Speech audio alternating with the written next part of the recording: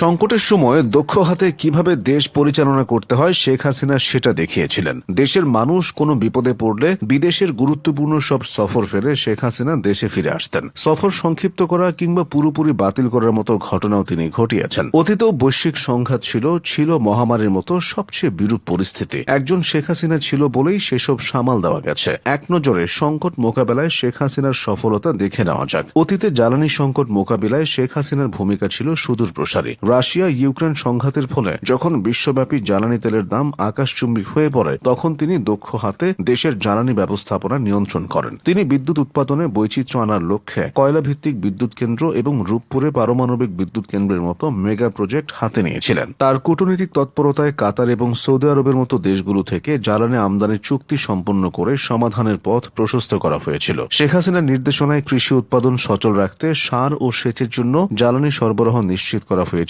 যাতে দেশের খাদ্য নিরাপত্তা বিঘ্নিত না হয়। শেখ হাসিনার নেতৃত্বের অন্যতম বড় পরীক্ষা ছিল প্রাণঘাতী করোনা ভাইরাস বা কোভিড-19 মহামারী। বিশ্বের উন্নত দেশগুলো এই মহামারীর ধাক্কায় লণ্ডভণ্ড হয়ে গিয়েছিল। বাংলাদেশেও লেগেছিল সে ধাক্কা। তবে শেখ হাসিনা তখন অত্যন্ত বিচক্ষণতার সাথে জীবন ও জীবিকার মধ্যে ভারসাম্য বজায় রেখেছিলেন। একদিকে যেমন তিনি মানুষের স্বাস্থ্য সুরক্ষায় দ্রুত হাসপাতালগুলোর সক্ষমতা বাড়িয়েছিলেন এবং গণটিকা কার্যক্রম শুরু করেছিলেন, অন্যদিকে অর্থনীতিকে সচল রাখতে প্রণোদনা ঘোষণা করেছিলেন। শুধু লকডাউন দিয়ে মহামারী নিয়ন্ত্রণ সম্ভব নয় যদি মানুষের ঘরে খাবার না থাকে। তাই তিনি প্রান্তিক জনগোষ্ঠীর জন্য সরাসরি খাদ্য ও নগদ অর্থ সহায়তার ব্যবস্থা করেছিলেন। তার এসব পদক্ষেপের কারণে বাংলাদেশের অর্থনীতি অনেক দ্রুত পুনরুদ্ধার লাভ করে, যা আন্তর্জাতিক মুদ্রা তহবিল এবং বিশ্ব ব্যাংকের মতো সংস্থাও প্রশংসা করেছিল। এদিকে দেশের অভ্যন্তরীণ সমস্যা এবং ঋণের বোঝা সামলানোর ক্ষেত্রেও শেখ হাসিনার অর্থনৈতিক কৌশল ছিল ভারসাম্যপূর্ণ। বড় বড় উন্নয়ন প্রকল্প বাস্তবায়নের জন্য বিদেশি ঋণের উপর নির্ভরতা থাকলেও তিনি তা সামাল দিতে পেরেছিলেন। এছাড়া নিজস্ব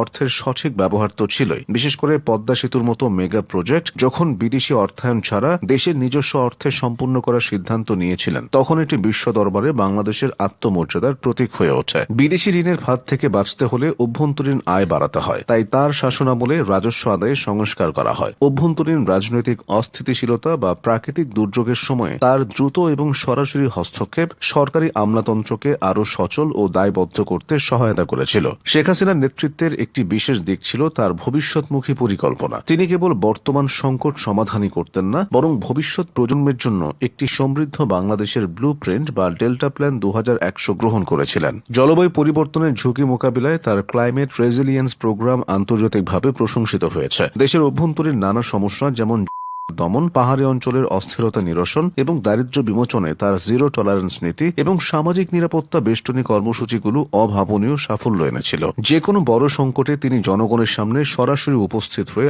আশার আলো দেখাতেন, যা তার দলের সমর্থকদের মধ্যে আত্মবিশ্বাস যোগাত। তার এই নেতৃত্বে বাংলাদেশকে একটি ভঙ্গুর অবস্থা থেকে টেনে তুলে একটা পর্যায়ে নিয়ে যেতে ভূমিকা পালন করেছে। একটি উন্নয়নশীল রাষ্ট্র হিসেবে বাংলাদেশের সম্পদের সীমাবদ্ধতা থাকলেও শেখ হাসিনা তার নেয়া নানা পদক্ষেপের মাধ্যমে সংকটের সময়ে জাতিকে একটি ভিতের উপর দাঁড় করাতে সক্ষম হয়েছিলেন। বিশেষ করে বৈশ্বিক মন্দা, মহামারী এবং ভূ রাজনৈতিক অস্থিতিশীলতার সময়ে তার নেতৃত্ব ছিল ভারসাম্যপূর্ণ। সব মিলিয়ে বৈশ্বিক সংকটের সময় শেখ হাসিনা নিজেকে একজন ক্রাইসিস ম্যান হিসেবে